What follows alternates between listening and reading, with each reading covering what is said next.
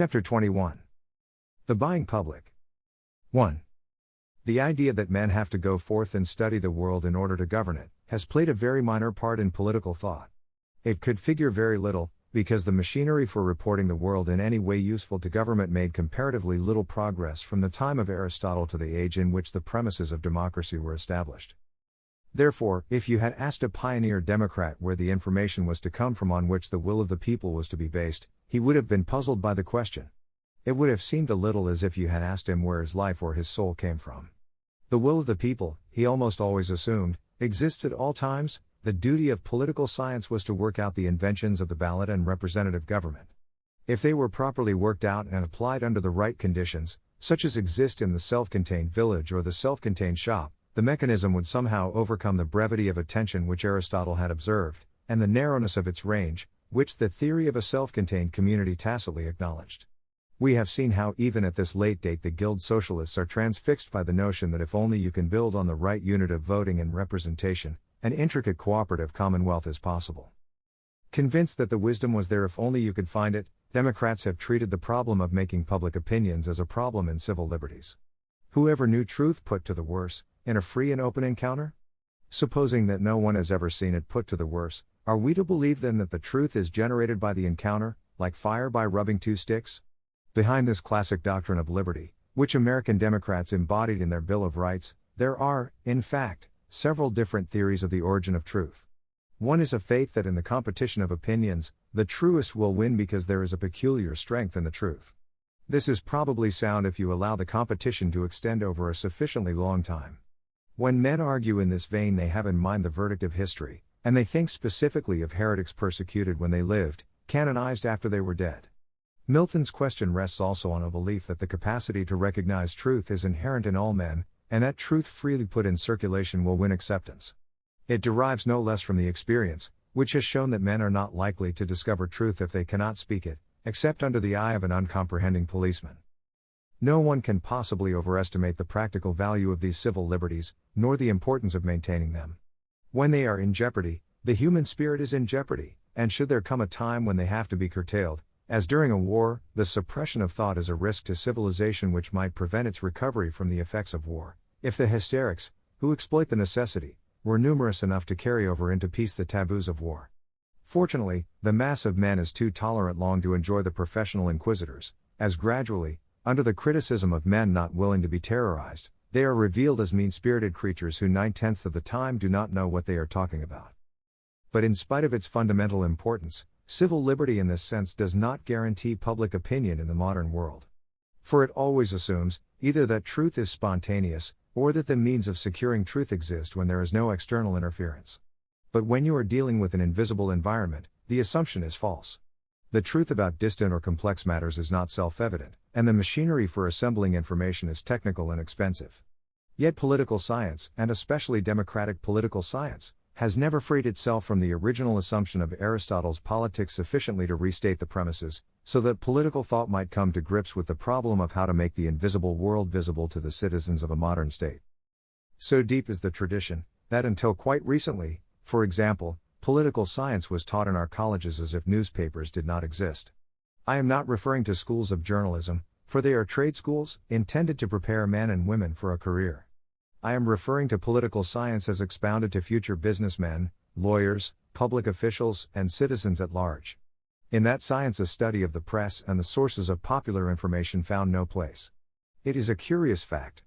To anyone not immersed in the routine interests of political science, it is almost inexplicable that no American student of government, no American sociologist, has ever written a book on newsgathering.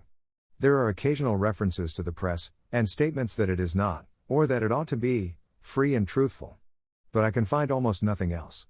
And this disdain of the professionals finds its counterpart in public opinions. Universally it is admitted that the press is the chief means of contact with the unseen environment. And practically everywhere it is assumed that the press should do spontaneously for us what primitive democracy imagined each of us could do spontaneously for himself, that every day and twice a day it will present us with a true picture of all the outer world in which we are interested. 2. This insistent and ancient belief that truth is not earned, but inspired, revealed, supplied gratis, comes out very plainly in our economic prejudices as readers of newspapers. We expect the newspaper to serve us with truth, however unprofitable the truth may be. For this difficult and often dangerous service, which we recognize as fundamental, we expected to pay until recently the smallest coin turned out by the mint.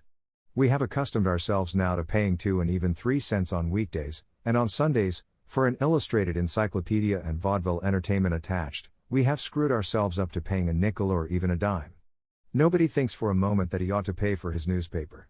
He expects the fountains of truth to bubble, but he enters into no contract, legal or moral, involving any risk, cost or trouble to himself. He will pay a nominal price when it suits him, will stop paying whenever it suits him, will turn to another paper when that suits him. Somebody has said quite aptly that the newspaper editor has to be re-elected every day. This casual and one-sided relationship between readers and press is an anomaly of our civilization. There is nothing else quite like it, and it is, therefore, hard to compare the press with any other business or institution. It is not a business pure and simple, partly because the product is regularly sold below cost, but chiefly because the community applies one ethical measure to the press and another to trade or manufacture. Ethically, a newspaper is judged as if it were a church or a school. But if you try to compare it with these, you fail. The taxpayer pays for the public school, the private school is endowed or supported by tuition fees, there are subsidies and collections for the church. You cannot compare journalism with law, medicine or engineering, for in every one of these professions the consumer pays for the service. A free press, if you judge by the attitude of the readers, means newspapers that are virtually given away. Yet the critics of the press are merely voicing the moral standards of the community, when they expect such an institution to live on the same plane as that on which the school, the church, and the disinterested professions are supposed to live. This illustrates again the concave character of democracy. No need for artificially acquired information is felt to exist.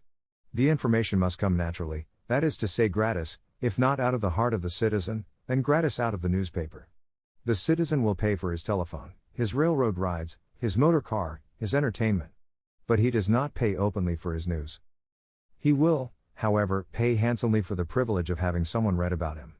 He will pay directly to advertise. And he will pay indirectly for the advertisements of other people, because that payment, being concealed in the price of commodities, is part of an invisible environment that he does not effectively comprehend. It would be regarded as an outrage to have to pay openly the price of a good ice cream soda for all the news of the world, though the public will pay that and more when it buys the advertised commodities. The public pays for the press, but only when the payment is concealed. 3. Circulation is, therefore, the means to an end. It becomes an asset only when it can be sold to the advertiser, who buys it with revenue secured through indirect taxation of the reader. The kind of circulation which the advertiser will buy depends on what he has to sell. It may be quality or mass.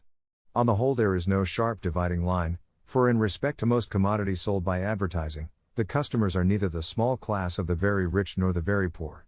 They are the people with enough surplus over bare necessities to exercise discretion in their buying.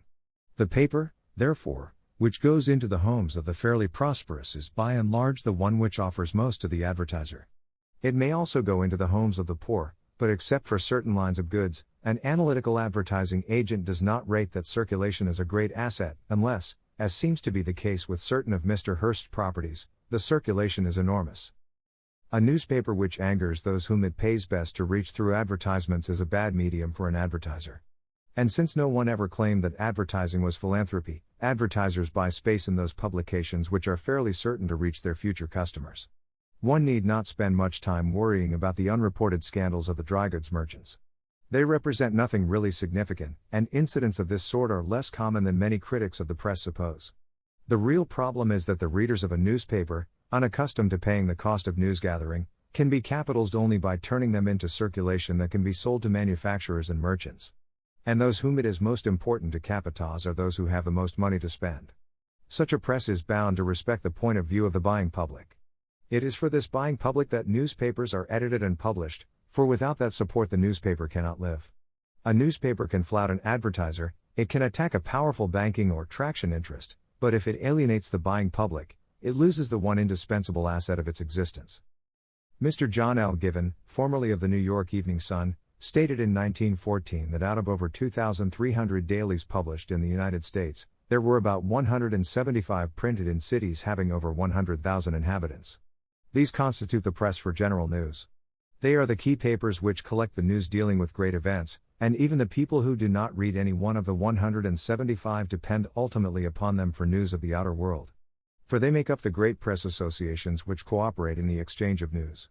Each is, therefore, not only the informant of its own readers, but it is the local reporter for the newspapers of other cities. The rural press and the special press by and large, take their general news from these key papers. And among these there are some very much richer than others, so that for international news, in the main, the whole press of the nation may depend upon the reports of the press associations and the special services of a few metropolitan dailies. Roughly speaking, the economic support for general news gathering is in the price paid for advertised goods by the fairly prosperous sections of cities with more than 100,000 inhabitants. These buying publics are composed of the members of families, who depend for their income chiefly on trade, merchandising, the direction of manufacture, and finance. They are the clientele among whom it pays best to advertise in a newspaper. They wield a concentrated purchasing power, which may be less in volume than the aggregate for farmers and workingmen, but within the radius covered by a daily newspaper they are the quickest assets. 4. They have, moreover, a double claim to attention. They are not only the best customers for the advertiser, they include the advertisers. Therefore the impression made by the newspapers on this public matters deeply. Fortunately this public is not unanimous. It may be capitalistic but it contains divergent views on what capitalism is, and how it is to be run. Except in times of danger, this respectable opinion is sufficiently divided to permit of considerable differences of policy. These would be greater still if it were not that publishers are themselves usually members of these urban communities, and honestly see the world through the lenses of their associates and friends. They are engaged in a speculative business, which depends on the general condition of trade, and more peculiarly on a circulation based not on a marriage contract with their readers, but on free love. The object of every publisher is, therefore, to turn his circulation from a medley of catch-as-catch-can newsstand buyers into a devoted band of constant readers. A newspaper that can really depend upon the loyalty of its readers is as independent as a newspaper can be, given the economics of modern journalism. A body of readers who stay by it through thick and thin is a power greater than any which the individual advertiser can wield, and a power great enough to break up a combination of advertisers. Therefore, whenever you find a newspaper betraying its readers for the sake of an advertiser, you can be fairly certain either that the publisher sincerely shares the views of the advertiser, or that he thinks, perhaps mistakenly, he cannot count upon the support of his readers if he openly resists dictation. It is a question of whether the readers, who do not pay in cash for their news, will pay for it in loyalty.